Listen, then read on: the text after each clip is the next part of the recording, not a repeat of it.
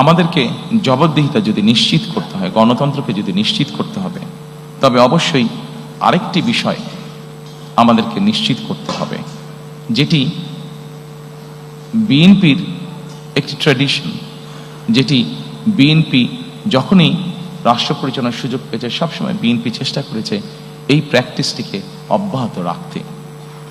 গণমাধ্যম এবং মত প্রকাশের স্বাধীনতা, কারণ গণমাধ্যমের স্বাধীনতা যদি না থাকে, মত প্রকাশের স্বাধীনতা যদি না থাকে, তাহলে অবশ্যই জবাবদিহিতাকে আমরা ধরে রাখতে পারবো না। এবং সেই জন্যই রাজনৈতিক কর্মী হিসাবে এবং আমার দলের অবস্থান থেকে আমরা দৃঢ়ভাবে যে কোনো মূল্যে এই ব্যাপারটিকে নিশ্চিত করতে চাই। প্রিয় উপস্থিতিবৃন্দ, আমরা যদি 2001 থেকে 2006 সাল পর্যন্ত পত্রপত্রিকাগুলো দেখি, আমরা দেখব সেই সময় পত্রপত্রিকাগুলো স্বাধীনভাবে তাদের মতামত উপস্থাপন করেছেন বা বক্তব্য তুলে ধরেছেন। এবং পত্রিকাগুলো এখনো আছে, আমরা পত্রিকাগুলো খুললেই দেখতে পাবো যেভাবে বিভিন্নভাবে সরকারকে, তৎকালীন সরকারকে সমালোচনা করা হয়েছে। কিন্তু আমি খুব দৃঢ়ভাবে বলতে পারবো যে যেদিন যেই পত্রিকায় সরকারের বিভিন্ন বিষয় নিয়ে সমালোচনা করা হয়েছে, সেদিন সন্ধ্যার পরে কোনো এজেন্সি থেকে কোনো পত্রিকার কাছে কোনো ফোন আসেনি যে এই নিউজটা সরাতে হবে, এই নিউজটা কেন করলেন, বা এই ধরনের কোনো ফোন আসেনি, যা আমরা অবশ্যই গত 16-17 বছর দেখেছি। সম্মানিত উপস্থিতিবৃন্দ, এরপরে আমি মুক্তিযুদ্ধ এবং গণ অভ্যুত্থান, আমাদের রাষ্ট্র ব্যবস্থার দ্বিতীয় যেই স্তম্ভটি বা গুরুত্বপূর্ণ বিষয়, আমি সেখানে যেতে চাইছি। মুক্তিযুদ্ধ এবং গণ অভ্যুত্থান অত্যন্ত দুঃখজনক হলেও আমরা দেখেছি গত 16 বছর আমাদের জাতির যে গর্ব, যেটি নিয়ে আমরা যতদিন এই দেশটিকে থাকবে আমরা ততদিন যা নিয়ে গর্ব করব তা হচ্ছে আমাদের দেশের স্বাধীনতা বা মুক্তিযুদ্ধ। আমরা দেখেছি কিভাবে এই মুক্তিযুদ্ধটিকে একটি পরিবার বা একটি দলের সম্পত্তিতে পরিণত করার চেষ্টা করা হয়েছে।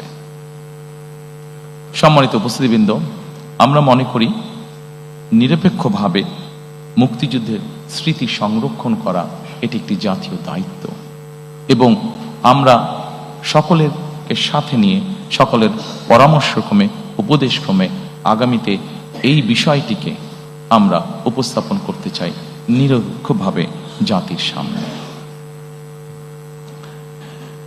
এরপরে আরেকটি গুরুত্বপূর্ণ বিষয়ের দিকে আমরা নজর দিতে চাই। গণ অভ্যুত্থানের শহীদ পরিবার ও যোদ্ধাদের কল্যাণার্থে আমরা এর ভিতরেই এটি বলেছি যে মুক্তিযোদ্ধা মন্ত্রণালয়ের মধ্যে আমরা একটি ডিপার্টমেন্ট তৈরি করতে চাই, যেটির কাজ হবে 2024 সালে যে গণ অভ্যুত্থান হয়েছে এবং বিগত 16 বছর ধরে গণতন্ত্র পুনরুদ্ধারের আন্দোলনে বহু মানুষ যারা খুন গুম শিকার হয়েছেন, যারা বিভিন্নভাবে নির্যাতিত হয়েছেন, এই মানুষগুলোকে আমরা কিভাবে সহযোগিতা করতে পারি, কিভাবে এদের পাশে দাঁড়ানো যায়, সেই ব্যাপারে আমাদের একটি পরিকল্পনা রয়েছে আলাদা একটি ডিপার্টমেন্ট তৈরি করার মাধ্যমে। সম্মানিত উপস্থিতিবৃন্দ, আন্দোলনের সময় যারা শহীদ হয়েছেন, আমাদের একটি পরিকল্পনা রয়েছে সেই শহীদরা, তাদের বিভিন্ন এলাকা আছে যারা যেই এলাকার স্বাভাবিকভাবে দেশ সামনের দিকে এগিয়ে নিয়ে যাবে। মানুষের প্রয়োজনে আমরা হাসপাতাল তৈরি করব, দেশের ভবিষ্যৎ প্রজন্মদের শিক্ষার জন্য আমরা শিক্ষা প্রতিষ্ঠান তৈরি করব ইনশাআল্লাহ। আমরা মানুষের যোগাযোগ ব্যবস্থা উন্নয়নের জন্য আমরা যোগাযোগ ব্যবস্থাকে উন্নয়ন করব, ব্রিজ, রাস্তাঘাট, বড় রাস্তাঘাট নির্মাণের মাধ্যমে। আমরা সিদ্ধান্ত গ্রহণ করেছি যে এই শহীদরা যাতে যুগের পর যুগ তারা হারিয়ে না যায়, বরং তারা যাতে মানুষের সামনে থাকতে পারে, সেজন্য এই সকল রাষ্ট্রীয় প্রতিষ্ঠান যেগুলো হবে সেগুলো আমরা সেই এলাকার যারা গুম খুন শহীদ হয়েছেন তাদের নামে আমরা নামকরণ করব। সম্মানিত উপস্থিতিবৃন্দ, বাংলাদেশ জাতীয়তাবাদী দল বিএনপি একমাত্র একটি দল যারা 1971 এবং 24-90 দেশের স্বাধীনতা, দেশের গণ অভ্যুত্থান, দেশের গণতন্ত্রের পুনরুদ্ধারের আন্দোলন